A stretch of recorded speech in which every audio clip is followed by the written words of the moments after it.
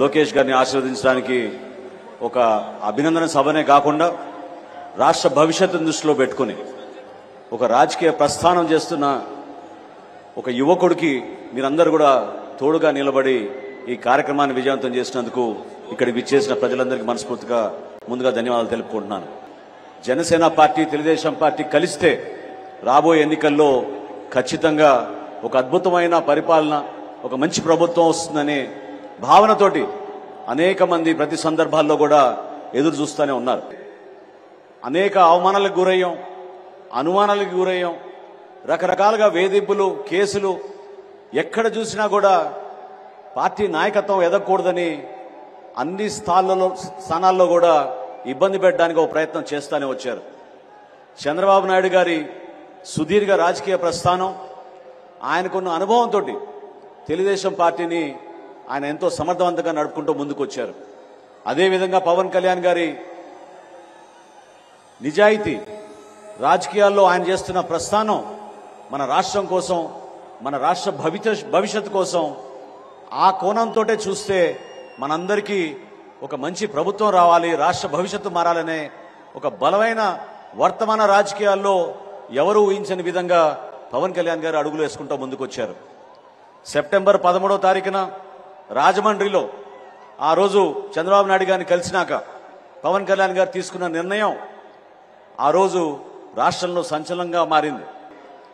ఈరోజు మనందరం నేర్చుకోవాల్సింది, చూసి మనందరం అర్థం చేసుకోవాల్సింది, ఏ విధంగా కష్టపడి ఒక కార్యకర్తగా లోకేష్ గారు తెలుగుదేశం పార్టీ తరఫున నిలబడ్డామని వచ్చినప్పుడు పవన్ కళ్యాణ్ గారి అభిప్రాయం ఏముండిందంటే లోకేష్ గారి నాయకత్వం పెంచాలి, ఆయన వరకే ఈ సభని, ఆయనే ముఖ్యమైన అతిథిగా ఉంటే ఈ సభకి గౌరవం దక్కుతుంది, ఆ సభకి కేవలం మనం వెళ్ళడం వలన పూర్తిగా మనం సమర్థించినట్టు కాదనే భావన వ్యక్తపరిచినప్పుడు నేను లోకేష్ గారికి తెలిపితే ఆయనలో ఉన్న స్పందించే మనస్తత్వం చూసి పవన్ కళ్యాణ్ గారు కూడా నిజంగానే చాలా ఇంప్రెస్ అయ్యారు.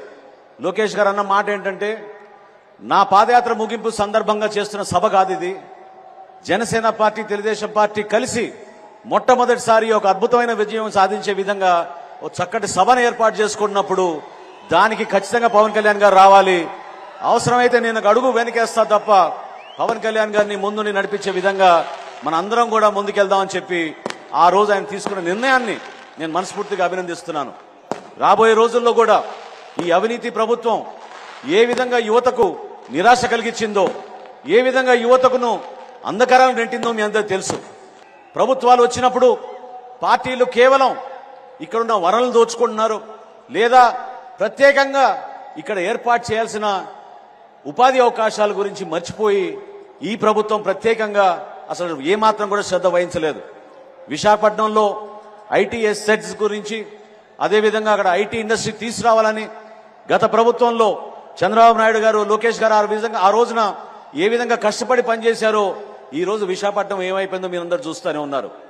స్కిల్ డెవలప్మెంట్ విషయంలో పొరుగు రాష్ట్రం ఒరిస్సా సింగపూర్ యూనివర్సిటీ తోటి భాగస్వాములై ఒక అద్భుతమైన ఒక వరల్డ్ స్కిల్ యూనివర్సిటీ ఏర్పాటు చేయాలని ఒరిస్సా భువనేశ్వర్లో వాళ్ళు నిర్ణయిస్తే మన ముఖ్యమంత్రి 5 సంవత్సరాల నుంచి కథలు చెప్పుకుంటూ తిరుపతిలో 50 ఎకరాలతో స్కిల్ యూనివర్సిటీ ఏర్పాటు చేస్తున్నామని కేవలం ప్రకటనలకే పరిమితం అయ్యారు తప్ప మన యువత కోసం ఎక్కడ కూడా ఆలోచించలేదు. ఒకసారి మీరు ఆలోచించండి, మన భవిష్యత్ ఏమైపోతుంది, ఏ విధంగా ఒక నిర్ణయం వలన, ఇటువంటి ముఖ్యమంత్రి వలన, జగన్మోహన్ రెడ్డి వారి ప్రభుత్వం వలన ఎంత నష్టం కలిగింది మన రాష్ట్రానికి, ఎన్ని అద్భుతమైన అవకాశాలు మనం పోగొట్టుకున్నామో దాన్ని మీరు గుర్తుపెట్టుకోండి.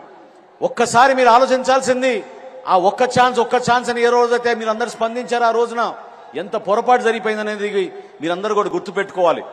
రాష్ట్రాన్ని మనం అద్భుతంగా ముందుకు తీసుకెళ్లాలి. రాబోయే రోజుల్లో సంక్రాంతి లోపు తప్పకుండా ఇరు పార్టీలు కలిసి ఒక చక్కటి మేనిఫెస్టో తయారు చేసి ఏ విధంగా తెలుగుదేశం పార్టీ నుంచి సూపర్ 6 ఏర్పాటు చేశారో, గతంలోనే జనసేన పార్టీ నుంచి ఒక అద్భుతమైన ఆలోచనతోటి షణ్ముఖ వ్యూహం అని ఆ రోజు పవన్ కళ్యాణ్ గారు ఆవిష్కరించారో దాన్ని ప్రజల్లో తీసుకెళ్ళడానికి మన కార్యకర్తలు, నాయకులందరూ కూడా సిద్ధమవ్వాలి. చంద్రబాబు నాయుడు గారు పడిన కష్టాలు, ఆయన ఎదుర్కొన్న సమస్యలు, ఆయనకున్న అనుభవాన్ని పవన్ కళ్యాణ్ గారి ఈ కొత్త ఉత్తేజాన్ని, ఈ నాయకత్వాన్ని కూడా కలుపుకొని రాష్ట్రానికి మంచి రోజులు తీసుకురావాలి. ఖచ్చితంగా ఒక అద్భుతమైన ప్రభుత్వాన్ని మనం స్థాపించబోతున్నాం.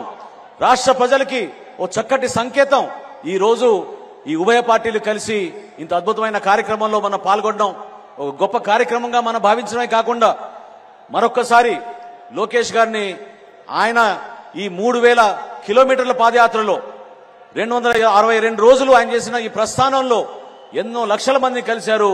ఎంతో ఓపికగా ఆయన చేశారు.